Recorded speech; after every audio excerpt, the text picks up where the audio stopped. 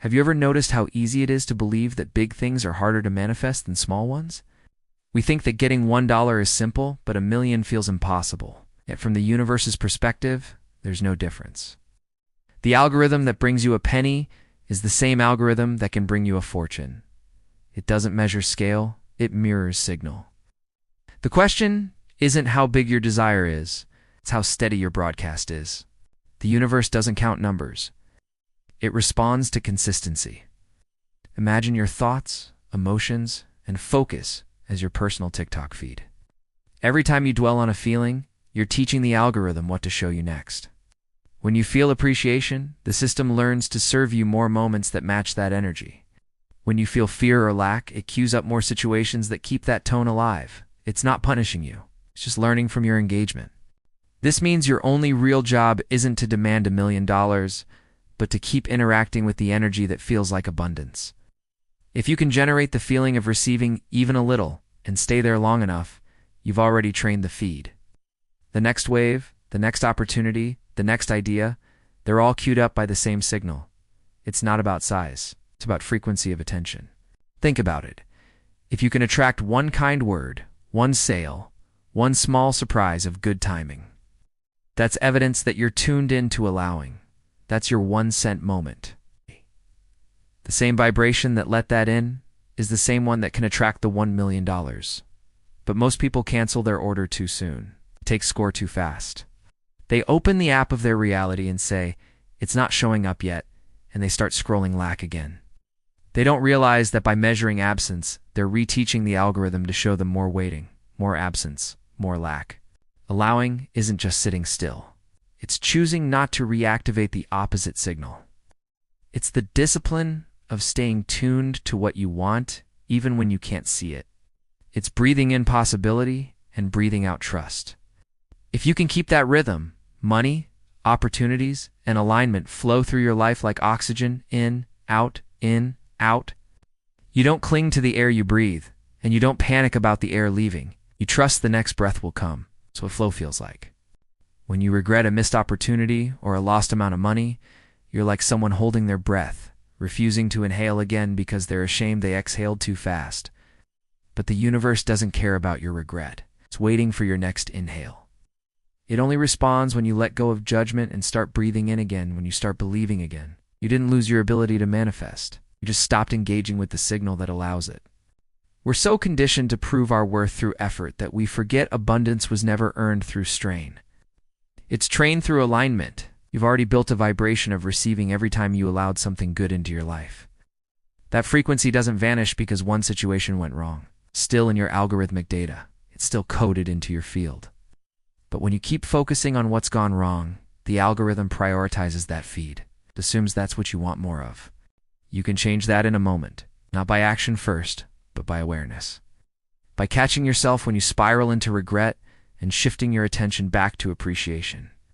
The feed updates instantly. The moment you stop replaying loss and start replaying gratitude, your timeline changes.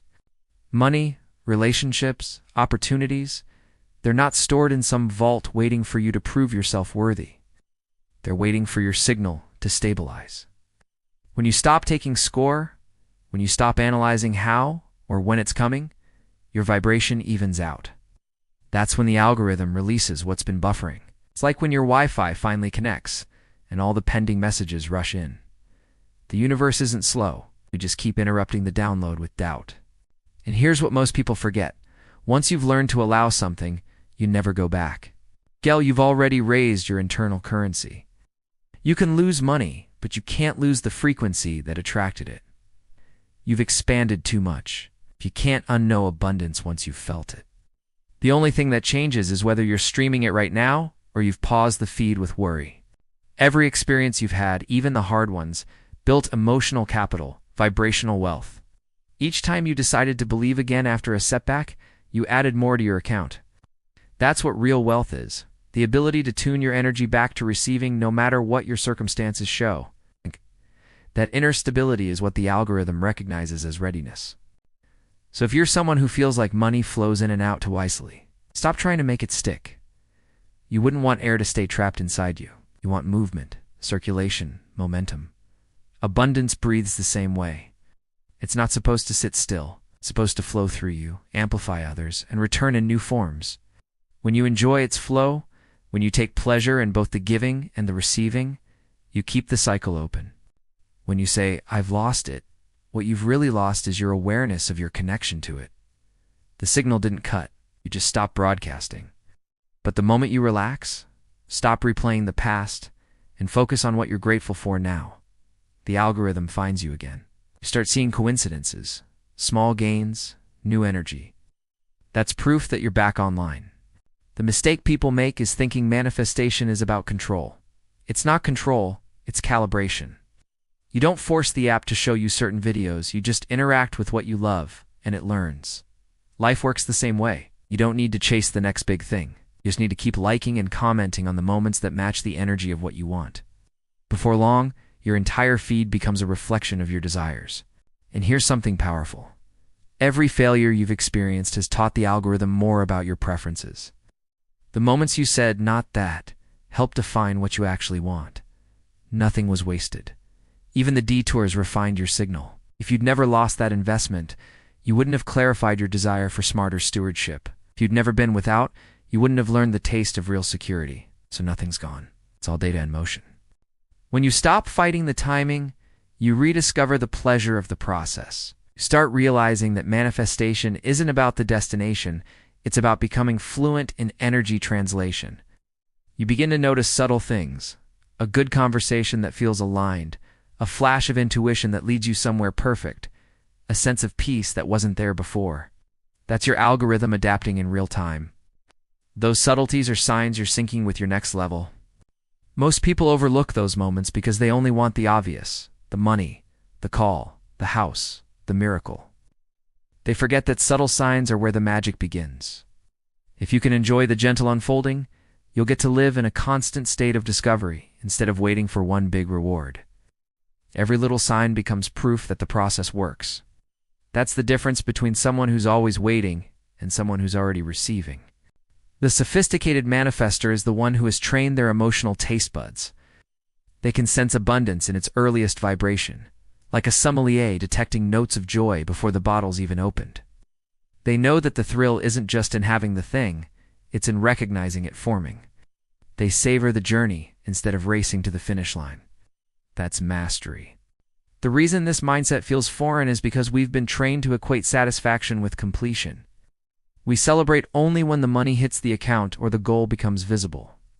But real satisfaction starts earlier, in the moment you trust the algorithm's accuracy.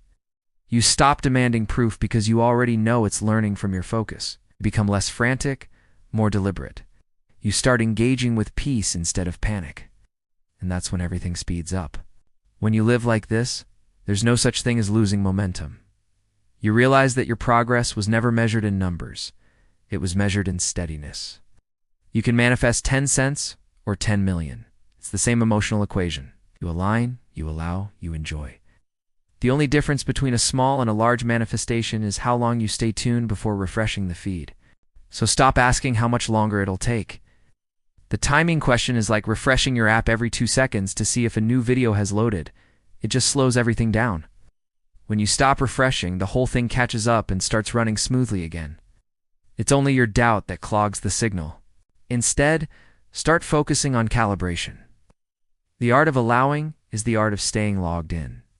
You don't need to force the algorithm to show you what you love. You just need to keep loving what you love. Keep playing the game for the joy of it, not for the proof of it. You're not trying to reach a finish line. You're learning to dance with your own signal. Because the truth is, you don't really want instant manifestation. You think you do, but you'd get bored if every desire appeared the moment you thought of it. The thrill comes from the unfolding, from watching ideas evolve into opportunities, from seeing cooperative components align like pieces of a puzzle.